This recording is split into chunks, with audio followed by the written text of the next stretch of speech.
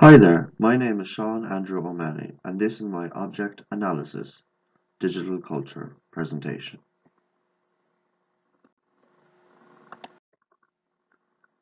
The object I analysed for this assignment was the Google Home. The Google Home is a smart speaker developed and produced by Google. Google Home is a smart speaker and is Google's primary smart speaker on the market. Google Home was released in November 2016.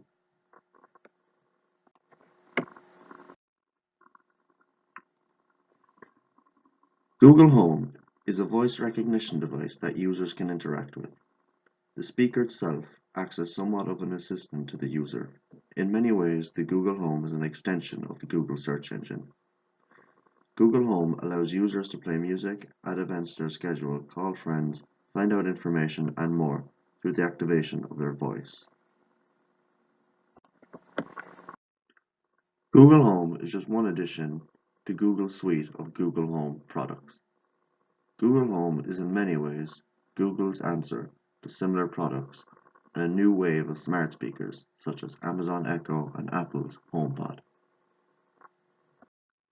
Google Home is a small cylindrical plastic device with a light metal shell around the speaker itself, which ergonomically speaking blends perfectly to one's house environment. Currently, the Google Home is only available in white, but users have the choice to change the color of the metal speaker shell. What makes the Google Home style so easy on the eye is the fact that it resembles an air freshener-like object, hence making it blend in well with the house environment. The style and image projected by the Google Home is something that blends to the background is not by accident. Google know that something like the Google Home should be something that feels like it's part of the furniture, something that is incorporated into our body schema and be in many ways invisible. The Google Home is a small cylindrical plastic device which, ergonomically speaking, blends perfectly to one's house environment. The fact it resembles an air freshener-like object makes it blend in well with the house environment. This is from the small and clean-cut physical design shape of the product and little styling and detailing on its exterior, just the body and the speaker, as well as the touchpad on its top. Regardless, by saying, "Hey Google, we're on our way," it's for that reason the style of the Google Home resembles an air freshener, as it's something that has a function, but then again we barely notice. In comparison with the Amazon Echo, does quite the opposite. In terms of its design, it sticks out a bit like a sore thumb, with its strong black color and rigid tall shape, which in many respects doesn't scream part of the furniture, but just another piece of technology. It's common knowledge that everyday products are associated with genders. For example, a hairdryer, kettle, flower vase, and more are associated with women, whilst things like the electric drill, clippers, pint glasses are more associated with men due to their design elements, form, and style.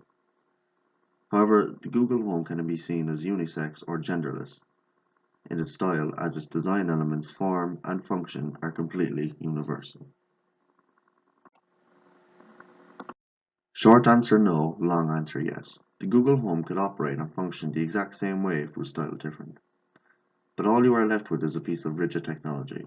What the Google Home necessitates is the need to feel like it's part of the furniture and that it belongs in the home firmly and doesn't get in your face like other pieces of technology.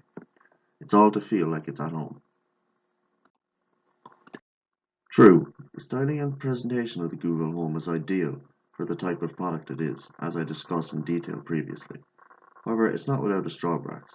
The Google Home has many technological drawbacks, but one thing that must be noted is that the Google Home is a piece of technology at the end of the day, and only so much styling can take that away.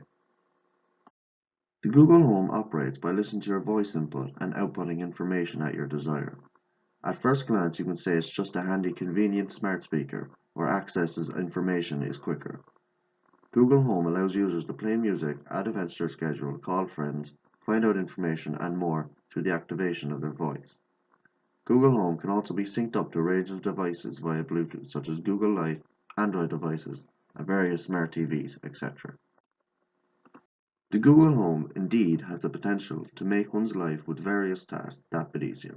Example, a busy student or worker in the need of a quick response information, people with physical injuries, and people looking for a more impactful tech experience, and more, as you could imagine.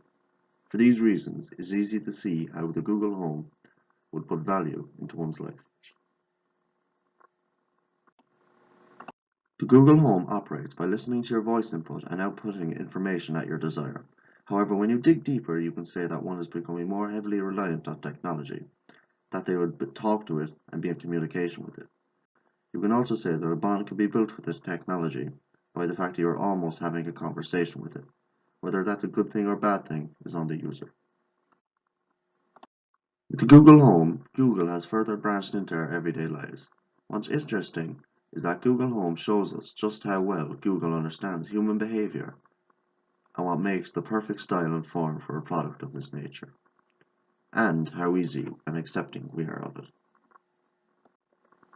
You can also say that a bond can be built with the technology by the fact you can almost have a conversation with it. Conversation is something that comes naturally to humans. When we were on the phone to someone, we wouldn't say we're talking to the phone but to the person on the other line.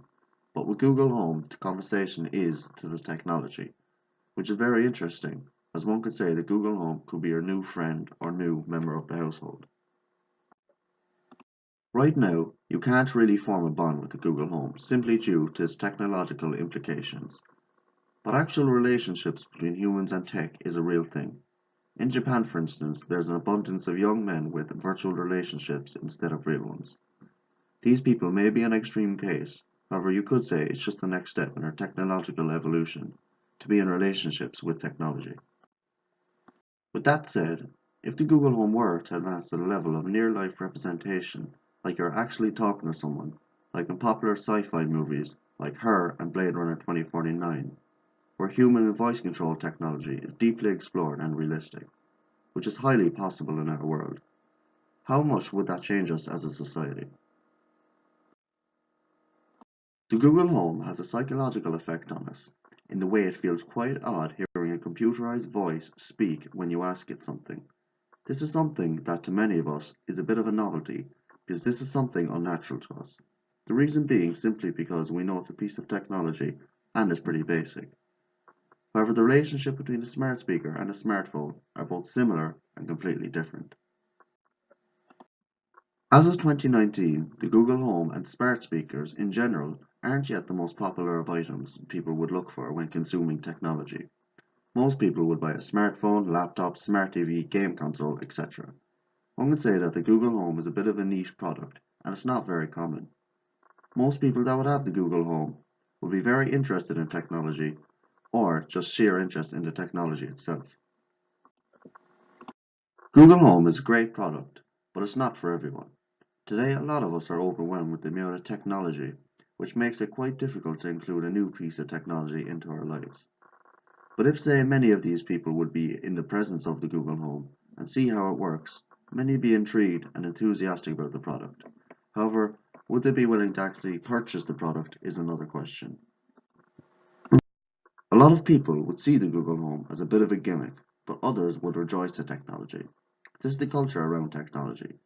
Basically, people who care and people who don't. What's interesting is that many of us form opinions about either side of the divide on the individuals. Example, many people who have no interest will think that people who own a Google Home are a bit over the top, and vice versa. Many of these people would think that the people with no interest in tech are just simply stubborn and stuck in the past. The Google Home is a great product, designed to perfection. We should say, OK Google, and we're on our way. But it's not without its drawbacks. As well as that, Google is part of a new wave of technology, one that involves holistic human interaction, which is a key factor for the Google Home. Again, the Google Home is a great product. However, like all new technologies, I believe that all of us should look more closely at what we are actually using, and the potential effects they could have on us, something a lot of us missed when it came to the new technology in the past.